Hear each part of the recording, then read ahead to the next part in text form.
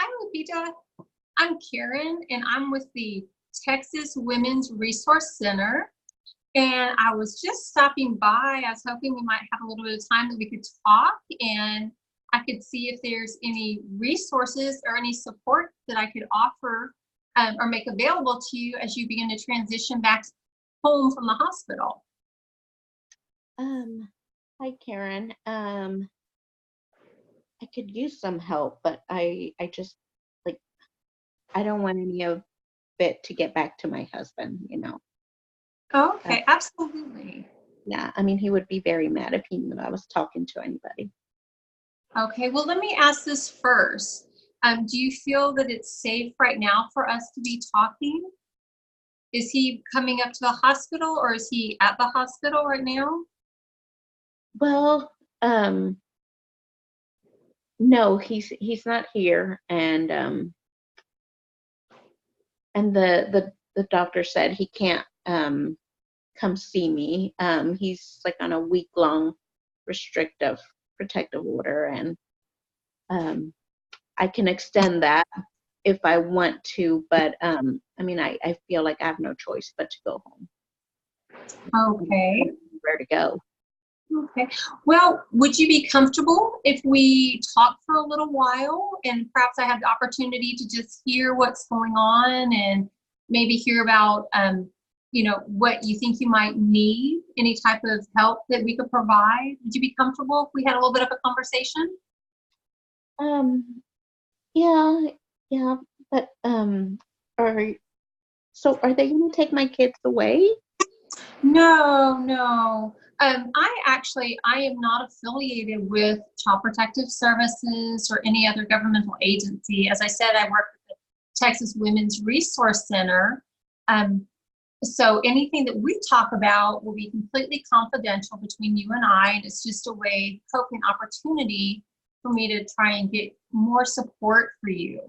But I will mention that if I realize a concern for your safety or the safety of your children, then I would have to take that information and I am required by law to report that to an agency that would possibly need to intervene on your behalf or your child's behalf for your safety.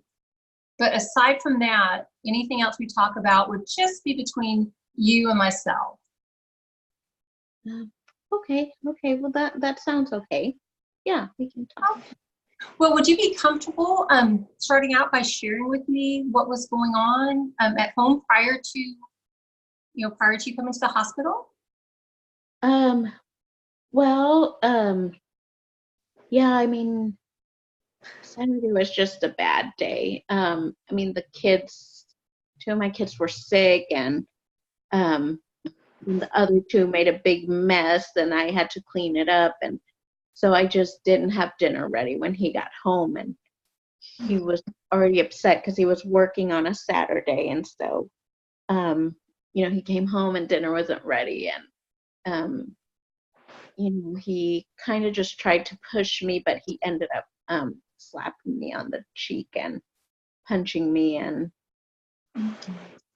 then I passed out, and I think somebody must have called the police. Okay. Well, could you share with me a little bit about your relationship with your husband from, maybe when you first, met him to how it's progressed to this point? Can you share? Well, I mean, we met in Mexico, and we met when I was 16 years old, and so we've been together, 6 years now, and I mean, everything was good until we moved to the U.S., and I was really excited to come to a new country and to have opportunities, but right after we got here, I got pregnant, and that's kind of when the abuse started, and he just started hitting me, and I thought maybe after I had my first child that things would get better, but they've actually just gotten worse with every child. And I really don't feel like I have any place to go. I mean, I have 5 children. Where am I going to go with 5 children? So it sounds like your move to the U.S.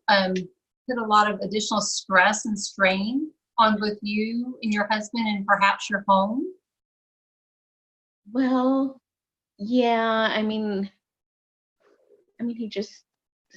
he was just, I guess, disappointed, like he just thought everything would be so easy when we moved here and there would be work everywhere. And he just didn't have as easy of a time as he thought he would. And I've always offered to help with the expenses and work, but he doesn't want me to work. And so, um, he's just really stressed out.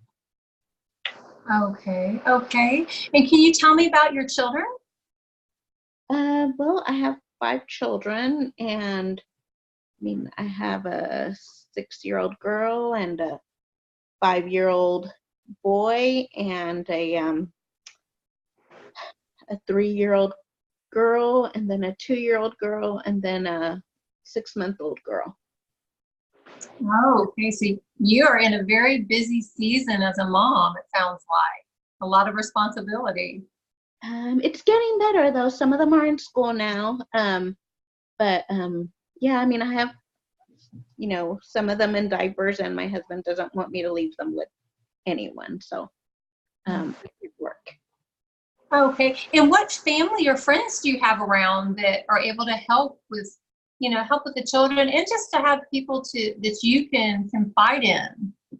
Well, all of my family lives in Mexico, and I really don't get out very much, just because I'm so busy with the kids, and yeah, he doesn't really like me talking to anyone. Okay. Okay. So do you have access to resources such as, or do you have money that you can spend, and do you have a car that you're able to take the kids can go places perhaps to just get out of the house? I have nothing.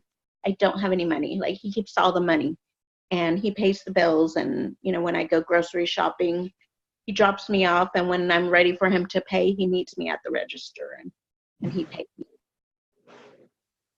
Okay. Okay. So what is a daily, like a typical day for you? Describe a typical day at home.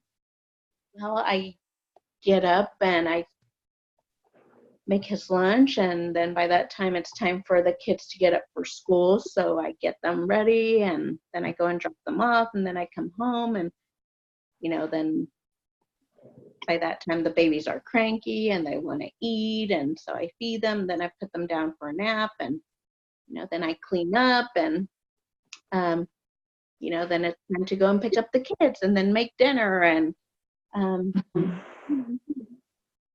just a lot of work. So you have a lot of responsibility at home. It sounds like you really value taking care of your children. Yes, my children are important, and that's why I think staying with him is the best thing for me. Oh. And how does he interact with your children? Can you describe that when he comes home from work? Well, when he comes home, I kind of just try to keep the kids away from him, and I tell them to go to their room because he's tired, and the kids are loud and they're noisy, and they make too much noise, so I send them to their room. Okay. Okay. Well, are there times? Do you describe some times when you've had some nice family times together, you, your husband, and the children?